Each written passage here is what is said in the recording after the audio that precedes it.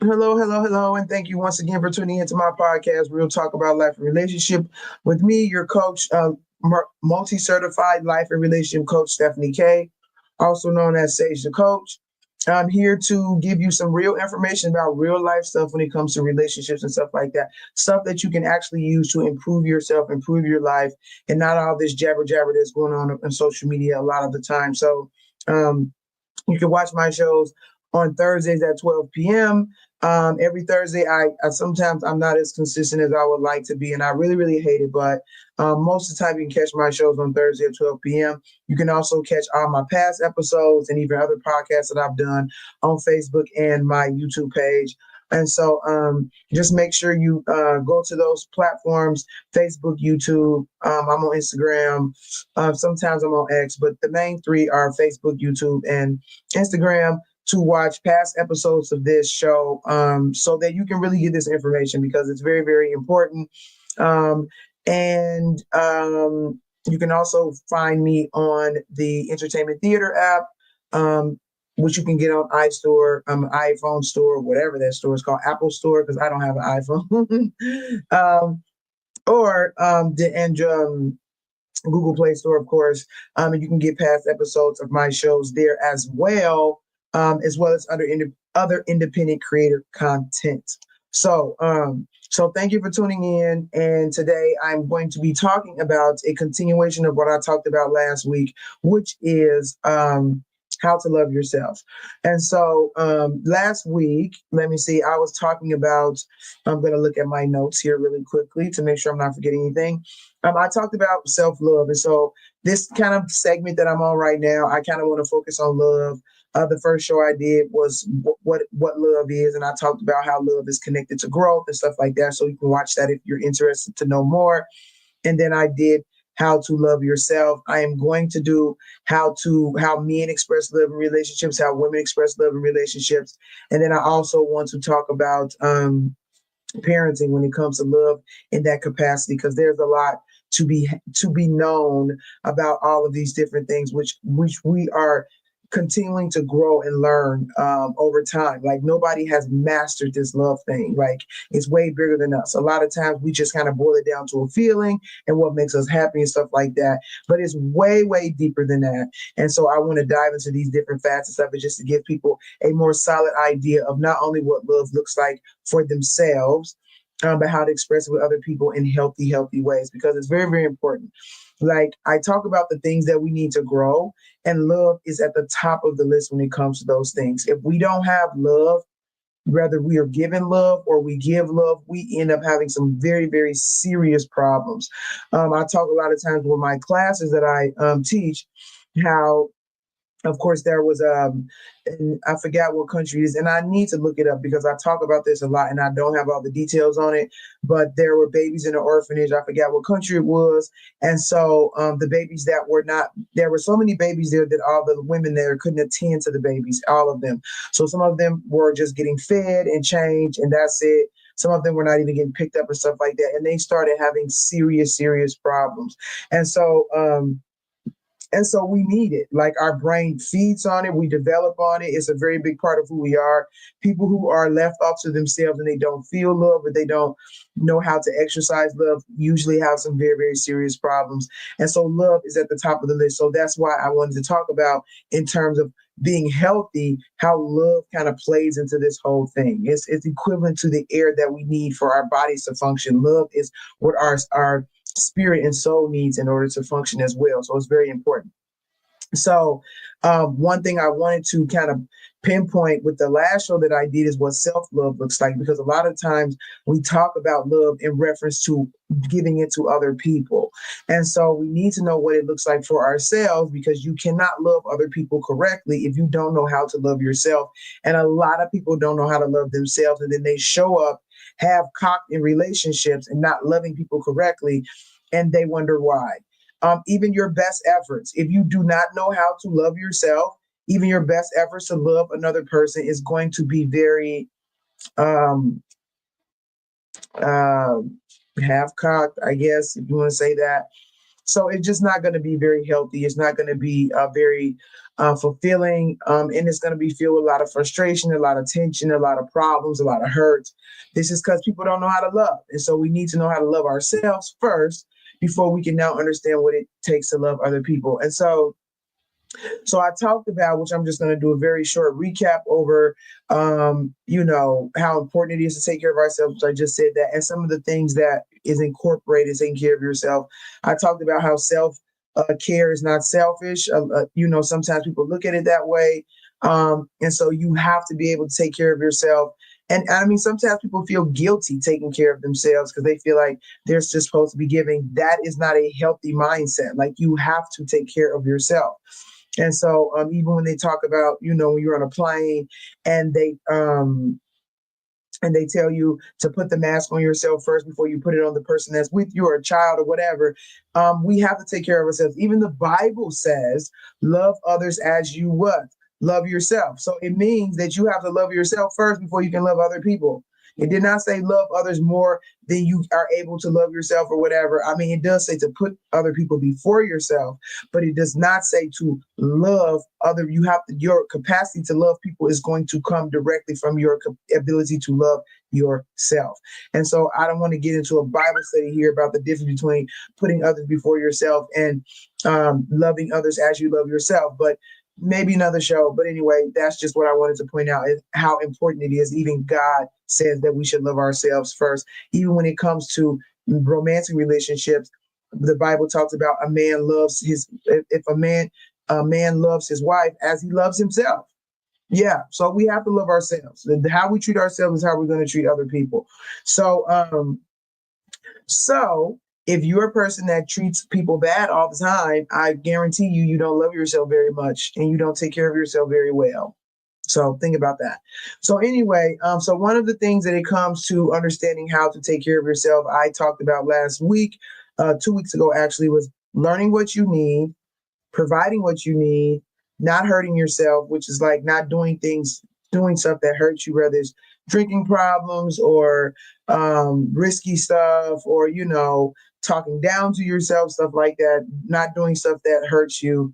You also want to be true to yourself, or in tune with yourself, so that you do understand what you need, because your body, just like your body gives you signals about what's going on inside of you so you can tend to it, your mind, your habits, your decisions are all going to be indications to what is going on inside of you, so that you can now tend to those things when they are necessary. And so you need to be in tune with yourself to know when those things are happening and when they're needed. And you also want to forgive yourself, which I also talked about. Again, you can watch the past episode if you want to get into that a little bit more. And then the last thing I talked about was being able to accept yourself, because a lot of people do not accept themselves. They can do a lot of these other things, but still be very, very hard on themselves, not give grace to themselves and stuff like that when it comes to their own stuff, be very unhappy with their appearance, unhappy with the amount of money they make, unhappy with this, unhappy with that. You have to accept yourself, because when you don't accept yourself, your lack of acceptance from yourself is going to filter into your choices and your decisions and your actions and stuff like that. So you want to make sure the core of everything that's going on in here is healthy. Now, it's not perfect. So that's another thing that I try to emphasize. It does not mean you perfectly understand yourself, you perfectly understand everything you need, you perfectly satisfied with yourself, but you're continuing to move in that direction and recognizing where the pitfalls are, where the issues are, so that you can continue to grow, because that's what we're supposed to be doing, so you can get to that place. Now, for a lot of people, it's going to take a lifetime. You will see improvements as you go. And as you make those improvements, your quality of life will improve. But will you ever become totally perfected in all of these different areas? Absolutely not. But the point is to be moving in that direction. And so that's what growth is. It's not perfection. So along with those kind of pointers that I've given about what it means to love yourself, I wanted to give some more practical tips about what it means to love yourself, just to give people some things to work with, because it can be kind of confusing, especially for some people who like, okay, I know, I get what you're saying, but how do I bring that into my everyday life? So I want to give you some practical tips, because that's very, very important in order to be able to start moving towards the goal, to understand what to do today, what to do now, what to do in a week, or what to do in 2 weeks, or whatever like that. So practical advice or tips for taking care of yourself. The first thing is do things you enjoy. Now, that might be self-explanatory, or most people would say they already do that. Sometimes people do that too much, but you have to do things that you enjoy because it helps to calm you. It's not just a superficial thing that you're having fun, but it has an effect on your nervous system. It has an effect on your body and how it works. It keeps down your stress. It helps you think more clearly. When you are able to engage healthily and happily with something that you enjoy doing, it has so many health benefits, especially for your mind, your creativity, and things like that. And so you want to be able to do things that you enjoy and make time for things that you enjoy, especially in nowadays that life is super, super busy, especially with all this technology. It's very easy for people to get to going and going and going and going and going, especially trying to reach their goals and make money and stuff like that, that they don't take time to do things that they enjoy. Or even when they're trying to do things that they enjoy, they're stressed and they're thinking about other stuff instead of really focusing on what they're doing and just unwinding, releasing all of that stress, releasing all of that tension, releasing all that worry, because it does a lot for your body. It does a lot for your mind. So you want to take time to do things that you enjoy doing. Another thing, and that can be a variety of things, as long as it's not risky or dangerous or of course, harming you in any way, then you want to. Now, some people will say, and hobbies are really important when it comes to that. And some people will not, they don't do that and they kind of don't know where to start. Like, how do I take time? Start looking into things. If you don't have hobbies already that you like, whether it's drawing or cooking or fishing or whatever, you can start looking into things, start doing things, going outside of your comfort zone to try things and see what you kind of like, what sticks. Like for me, when I started my separation and divorce, which is almost 3 years ago now, I started roller skating, and it is the best decision I've ever made for myself. And it helps me a lot. It helps me tremendously. I always tell people that roller skating is my therapy, because when I go there and I'm skating and I'm doing something, it takes my mind off of everything else except for what I'm doing, and I enjoy doing it. And so you want to have hobbies and things like that. So I started doing it at 40 something years old, and I never really I think I roller skated once or twice when I was younger. And so you want to start trying different things and see what sticks and see what helps you in that capacity.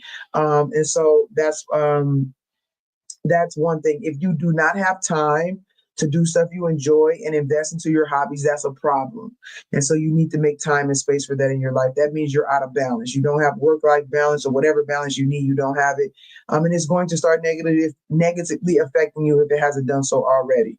So another thing you want to do is, I want to say take time for yourself, but it's kind of similar to your hobbies and stuff. But the difference between taking time for yourself when it comes to your hobbies is that you want to take time to be in tune with yourself. So that's different. Now, if you're doing hobbies and stuff, usually your mind is active. Like me with roller skating, I'm doing something. My focus is kind of outward more than it's inward.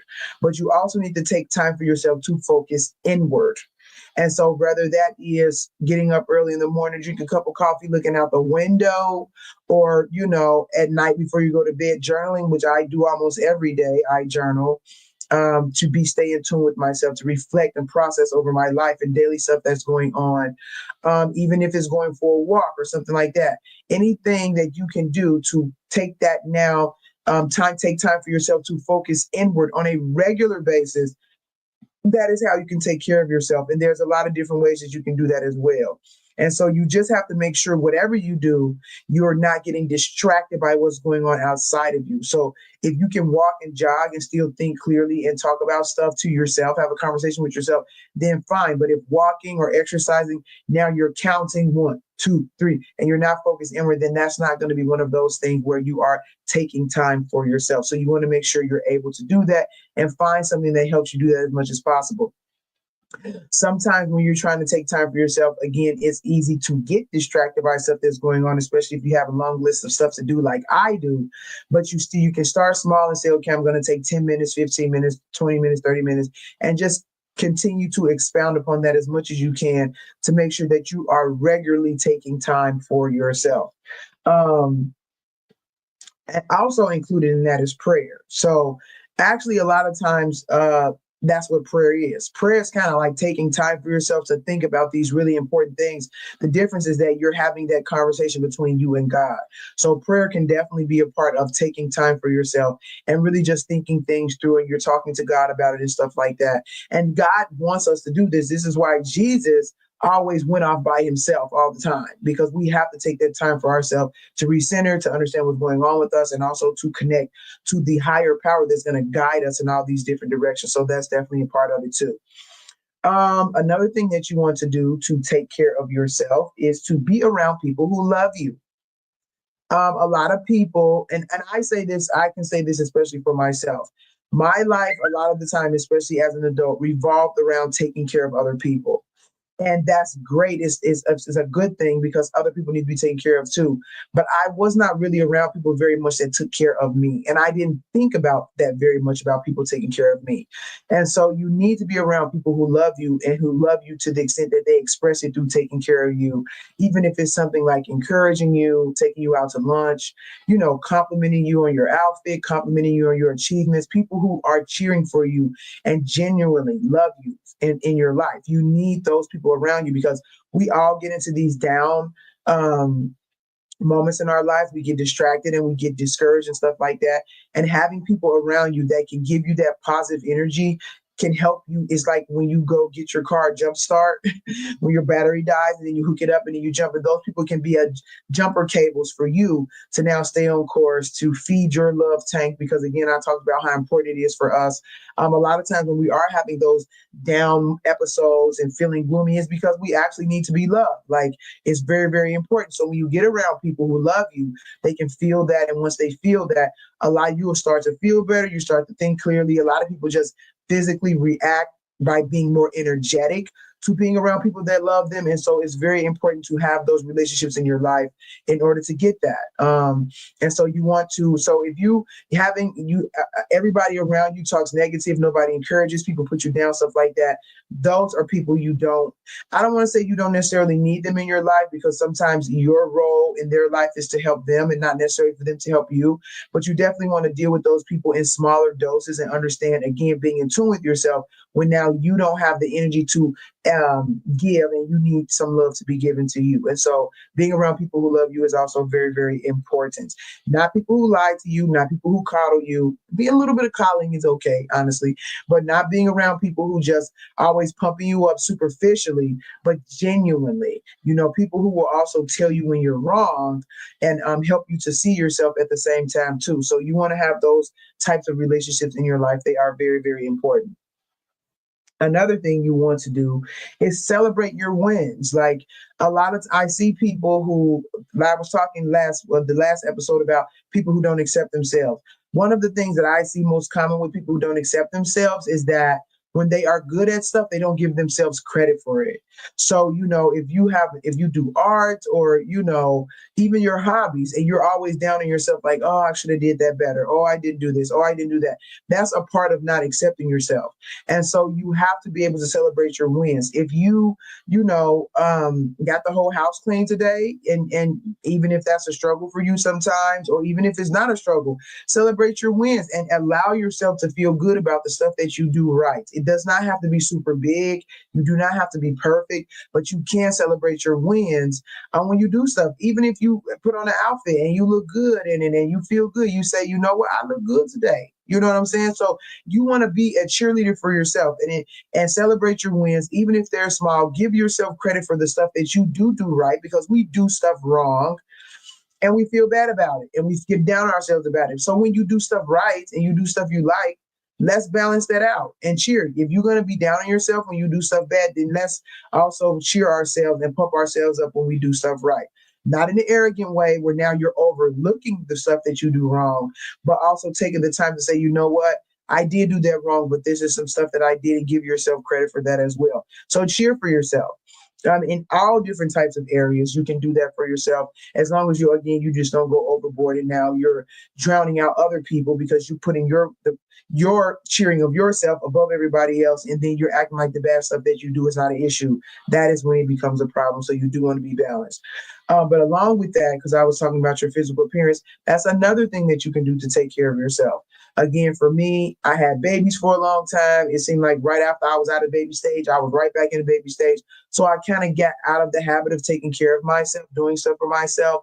But taking care of yourself, getting your hair done, getting your nails done, getting an outfit, putting some effort into your appearance, getting expressing yourself, because that's really what it is.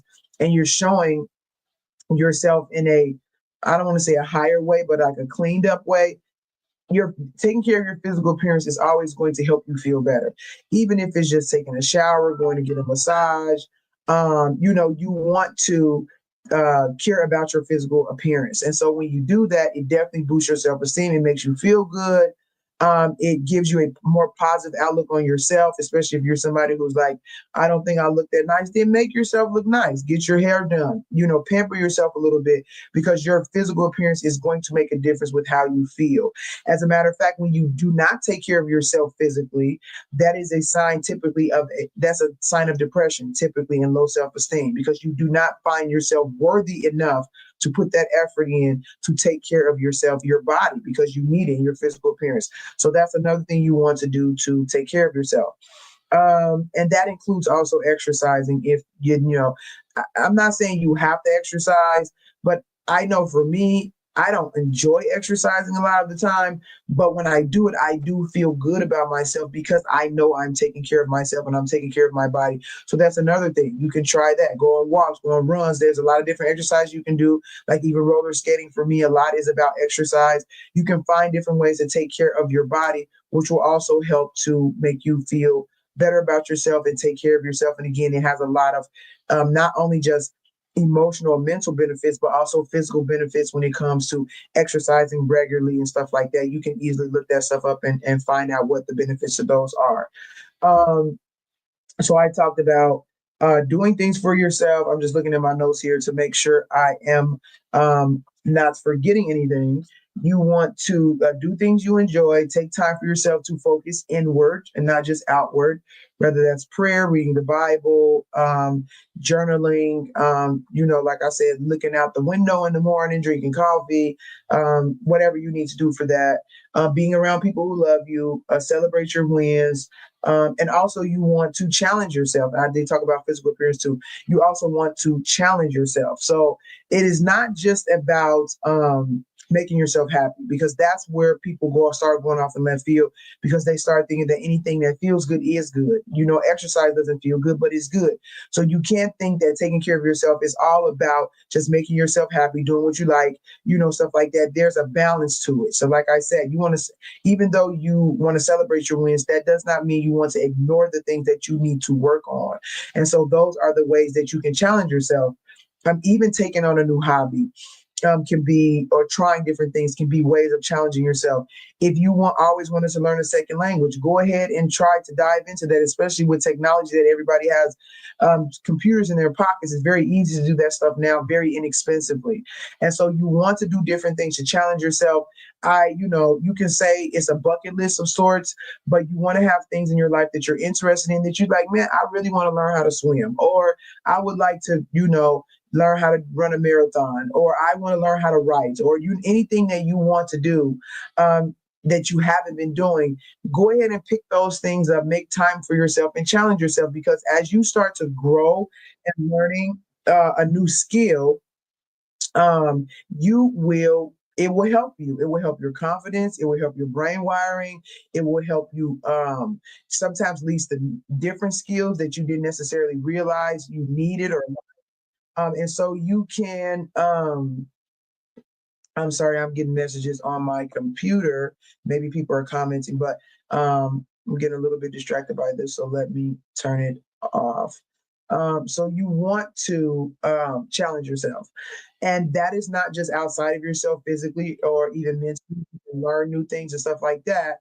Um, you also want to challenge yourself when it comes to the way that you normally do things, because it's very easy for people to get in comfort zones and then they want to stay there. So if you have a problem talking to people, say, I'm an introvert and I don't want to talk to people, and so you just get comfortable and you stay there. No, push yourself a little bit.